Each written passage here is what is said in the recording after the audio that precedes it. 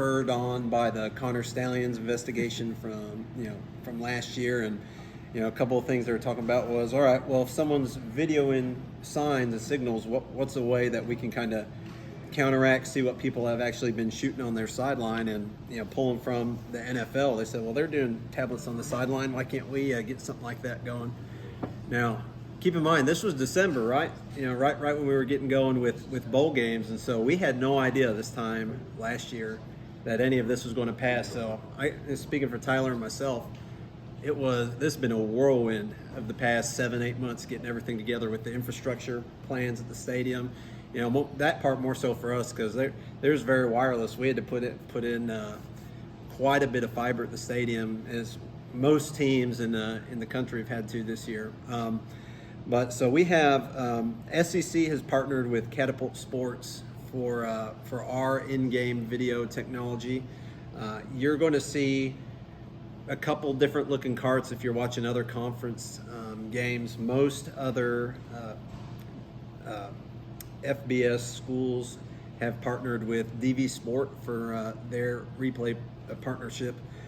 It's just different companies doing different things, but SEC decided to go with Catapult Sports for a few reasons. And so for us, in the SEC, both visitors and home teams will be able to plug their cameras in when you get to a game and get your own feed sent to your tablets, both on the sideline, on the field, and in the coach's booth. So how that works is, so for us at home, I'm just going to speak as if it was a home game. We have junction boxes up top on the video board where we shoot all the way up top, and then on the sideline on the old photo deck, right about the 45, if you're looking up there. But we have two cameras plugged in with SDI, and it goes to a server in the back of the stadium, and it goes in there. And then we will have two people operating what's called loggers on game day. One person marking where the video starts and where the video ends for a play, and then another person putting permissible data into the play. So data was a big discussion with rules with the NCAA this year of what can we attach to this video, and ultimately they landed on this year that's permissible. Put any data that's going to be on the scoreboard. So down, distance, field position, gain, things like that, very basic data we'll be able to put on these iPads in real time. So the whole process we will see on the logger, we'll see the play about 2 seconds after it happens. And if the iPads are plugged in the booth, which they'll always be plugged in the booth, or if they're plugged in on the sideline updating, they'll get that play within a second of us closing out the play. So it's pretty fast that these coaches are getting the feedback. Now, on the field in stadium, because of all the wireless frequencies and interference, us along with all the other conferences this year, at least for this first go round, are going to be updating tablets wired. So say you unplug a tablet and go take it over to the bench. It's not going to be updating with the new plays until it comes back and plugs back in, which in the flow of a game, which we saw when we tested with DV Sport at the bowl game this past year, it seemed to work well because the offense comes off the field. You take all the offense plays of the offense, and the defense coaches by then are done with their tablets, showing the guys what they need to, and they're on the field. So you have the defense tablets back, they're charging, they're updating at the same time. So you have a whole set to bring on, bring off. We are limited to, we have 18 total tablets, and the team is allowed to put them up on the field or up in the box, choose where they want to assign them for however they are. So they're still going over that, how they want to do that. But we'll have 18 total, and then 2 spares in a box. So if one goes out, we'll be able to throw one on. SEC is partnered with Apple, so it's all iPads for all of us. So on the field, we have the new iPad Pro that has a very matte finish on the screen. I don't know if y'all have ever seen like an e-reader or something with that paper-like surface, but I was blown away. But you can see it in direct sunlight. It's not like your phone where you're kind of squinting or putting your hand over it, but it's very visible on the field. So we'll have those mostly for the field, and then some iPads in a little folio case where they can sit up and stand in the booth. so all the iPads can talk to each other. So I have a play up here right now. This is just something from Saturday, but you see in the bottom corner down there, there's a little flag. So all the iPads have different labels to where a coach up in the booth could say, "Hey, I just tagged you a couple plays." When they come off the field, they have. We logged 128 plays on the scrimmage on Saturday, but coach could call down the field and say, "Hey, I'm in booth 2. Check out my flags." Tap on that. Boom! They got their 2 plays that they wanted to see on the field. So right now I have sideline and end zone. This is what we ingested from the scrimmage. In game in the SEC this year, we have 3 angles everyone will get per play. They're going to get the sideline, they're going to get the end zone, and we're also bringing in the TV copy of the game. So the coaches will be able to see what's on broadcast for that. And again, all this is coming in probably 3 to 4 seconds post-play. So especially the guys who are plugged in the booth, they're going to get that instant feedback of what's going on. They have a little bar on the bottom where you can scrub through the play.